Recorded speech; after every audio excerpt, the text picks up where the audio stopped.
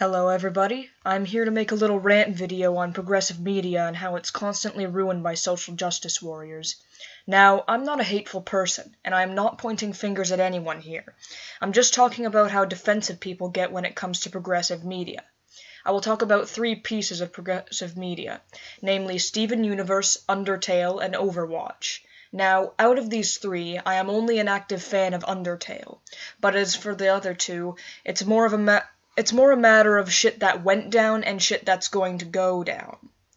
So as we all know, Steven Universe is a cartoon about personified gems and minerals protecting/pursuing a young boy by the name of Steven, who was sent to live with the gems Pearl, Garnet, and Amethyst by his father. The show is progressive because it openly depicts lesbian relationships in a wide, no pun intended, variety of body types, ranging from fit to fat. The fandom soon exploded into existence and fan art was spread like jam. However, one of the main reasons why I made this video was to discuss the less than perfect aspect of this fandom, most notably the Zambi70 fiasco.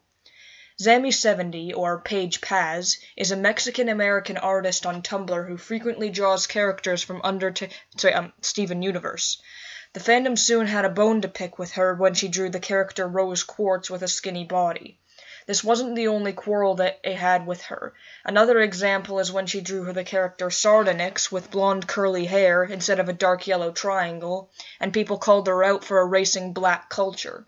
It went far beyond angry complaints. It went as far as death threats, driving her to the point of wanting to kill herself, to which the members of the fandom sadly cheered on. An actual member of the animation team wrote on his Twitter that anyone can draw whatever fan art they want and how there's a difference between critique and bullying. It just goes to show how sensitive people have become over time, but this generation allows it, making it so people can be as entitled as they want to. Speaking of entitlement, someone stated on a Tumblr post that the Steven Universe fandom belonged to the transgender/non-binary community. It's foolish because fandoms don't belong to anyone. It's like trying to claim a rock you found on the ground and getting mad at someone for not drawing all the curves and edges correctly. Whether you like it or not, you didn't make that rock, so you have no place in judging someone who draws that rock however they want. If you want to draw a rock lumpy, they can. If they want to draw a rock lumpy, they can. If they want to draw it smooth, they can. In the end, it's an inanimate object. As for cartoon characters, they're about as real as a rock is animate, so it's not like they can come out of their world and slap you across the face for drawing them incorrectly. Art is about creativity, and 100% of fan artists have nothing to do with the canon show, making the works they draw irrelevant to the actual show and something for other fans to enjoy. For example, if I drew Pearl with breasts, it wouldn't make any difference to her lack of voluptuousness in the show, and the animation team won't add breasts because I as a fan artist drew them. And to think that people are threatening death against someone who drew a large woman skinny is a revolting thought. People get hypocritical about it too, stating that it's okay to make skinny characters fat to fit their twisted sense of progression, but the reverse is an absolute crime. It's sad, really. All of these people are so indulged in their fictional characters that they feel the absolute need to protect their emotions. People think that they're solving issues this way when they're really acting like whiny little 5-year-olds with nothing better to do than tell someone who isn't meeting their standards to kill themselves. Speaking of intimidation, I'm not ashamed to admit that I have had violent threats sent to me because I draw Metaton from Undertale with a female body. I am well aware that Metaton is canonically male, but I as a fan artist choose to draw him female. It should be a no questions asked thing, because that's what I as a fan artist do. I proudly display my love of Undertale by being creative and drawing characters how I see them. Initially, I first thought Metaton was a girl. When I saw his X form come out, I was confused by the "oh yes," because the body displayed in front of me looked extremely feminine. No man, not even the most flaming gay man, has, or probably even wants, hips that thin and ladylike. His legs also scream femininity, having long legs with a bubble butt. I scrolled through the text pretty fast during my first playthrough, so I never paid attention to the pronouns. And now the fandom is shoving them down my throat.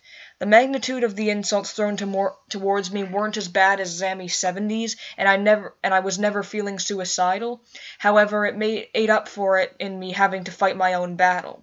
I alone had to reason with 3 social justice warriors shoving the transgendered agenda down my throat. Ironically, Toby Fox, the creator of Undertale, hasn't confirmed if Mettaton is transgendered or not. And the journal you find in his house is irrelevant, as it most likely means Mettaton's transition from being a ghost to a robot. So these people are preaching the canon while they're breaking it. And lastly, there's Overwatch, a game that was released a mere 10 days ago. I don't know a lot about Overwatch other than its character selection. A lot of the characters in the game feature progressive assets, like Zarya, I'm sorry if I pronounced that wrong, a Russian soldier sporting pink hair and muscles I'd sell my soul to the devil for, and Mei, a Chinese climatologist who by appearance looks overweight, and even if she isn't wearing the stereotypical sexy RPG girl clothes. Both characters are powerful, but as good as this is, it's sadly fodder for social justice warrior wrath. Just like with Steven Universe, they'll grab this fandom up and then spout their hateful agenda.